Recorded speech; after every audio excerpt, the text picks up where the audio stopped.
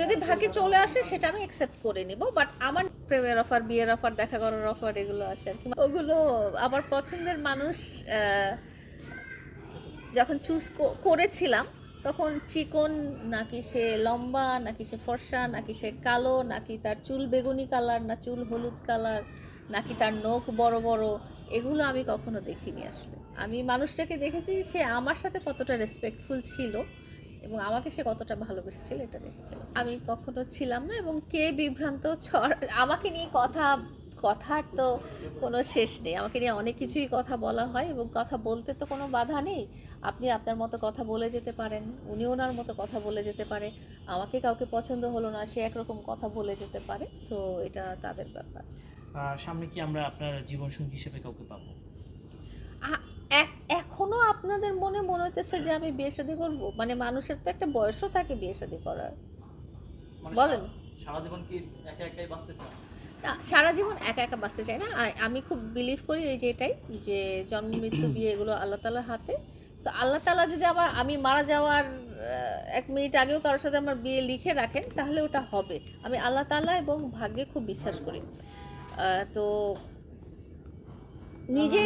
নিজের চিন্তা নাই, নিজের প্ল্যানিং নাই। আপনার ইচ্ছা নাই যে আপনি বিয়ে করবেন, যদি ভাগ্য হয় তখন যদি ভাগ্যে চলে আসে সেটা আমি অ্যাকসেপ্ট করে নিব, বাট আমার নিজের প্ল্যানিং নাই, মানে পরিকল্পনা নাই যে আমি কাউকে বিয়ে করব। অনেকেই এই বিয়ে সাথে ব্যাপারটা অনেকেই বলে যে নিজের ইচ্ছার উপর অনেক কিছু ডিপেন্ড করে, যে ইচ্ছা যদি আমি না করি বিয়ে করবোই না। এখন আপনার যদি ইচ্ছা কখনো নাই থাকে যে আমি বিয়ে করবো না, তার মানে সিঙ্গেল থাকবেন সারা জীবন? সারা জীবনের তো বেশি আর বাকি নাই। আমি কিন্তু লাইফের একদম শেষের দিকে। সো আমার কিন্তু খুব বেশি দিন বাকি নাই যে আমি এত আমার জীবনের পুরোটা পড়ে আছে, আমি বিয়ে করব, সংসার করব। এগুলো আমার লাইফে হয়ে গেছে অলরেডি। কি কারণে আপনার কাছে মনে হলো যে আপনি জীবনের এখনো একদম শেষ এই যে আপনি প্রান্তে? যদি বাংলাদেশের মানুষের গড় আয়ু দেখেন তাহলে আপনি দেখবেন যে এটা হচ্ছে হয়তো 56 বা 58 ইয়ার্স। সো আমি তো অলরেডি কাছাকাছি চলে আসছি।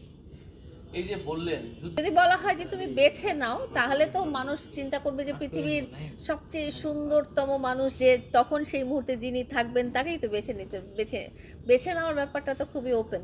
ঠিক আছে, তুমি বেছে নাও, এখান থেকে যে কোনো মোবাইলটা বেছে নাও, তো এখান থেকে আমি সবচেয়ে দামি মোবাইলটাই বেছে নেব। আমরা তো আর পৃথিবীর সুদর্শন পুরুষকে আমরা জানি না, সে আমাদের বাংলাদেশের সাকিব খান অনেক সুদর্শন। সাকিব খানের মতো সুন্দর হলে হবে?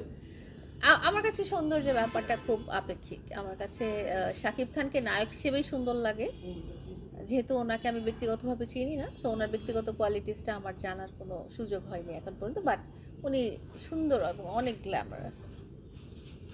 আপু, একটা ভিডিওতে দেখা গেছে যে আপনার এখনো বিয়ের অফার আসতেছে বা প্রেমের অফার আসতেছে, আপনার বাসায় সিরিয়াল লেগেছে, এই বিষয়টা বাসায় সিরিয়াল লাগে না, আমার বাসায় যাওয়ার সুযোগ নেই। আমাকে অনলাইনেই বিভিন্ন মেসেঞ্জার, ইনস্টাগ্রাম এগুলোতে মেসেজ পাঠানো হয়, হোয়াটসঅ্যাপ এগুলোতে মেসেজ পাঠানো হয়, বাট এগুলো সিরিয়াসলি নেওয়ার কিচ্ছু নাই। যারা মেসেজ পাঠায় তারাও না বুঝে মেসেজ পাঠায়, আর আমরাও ওগুলো ইগনোর করে যাই। কোনো মেসেজ দেখে কি মনে হয়েছে এই সত্যিটা, এই ছেলেটা মনে হয় সত্যি না আমাকে না অনেক না, বেশি আমি তো ভালোবাসে? অতটুকু দেখি না। ওগুলো মডারেটররা দেখে। এত মেসেজ দেখা সম্ভব না, থাউজেন্ড মেসেজ তো একটা একটা করে দেখা পসিবল না। মডারেটররা যখন দেখে যদি কোনো কাজের কিছু থাকে তখন সেটা আমাকে মানে দেয়। কি পার ডে 1000 প্লাস মেসেজ হ্যাঁ, আসে, হ্যাঁ। বিয়ের অফার আসে? প্রেমের অফার, বিয়ের অফার, দেখা করার অফার এগুলো আসে আর কি। মানুষের কতটা সময় আপনারা চিন্তা করছেন? পৃথিবীতে কি মেয়ে নাই আর?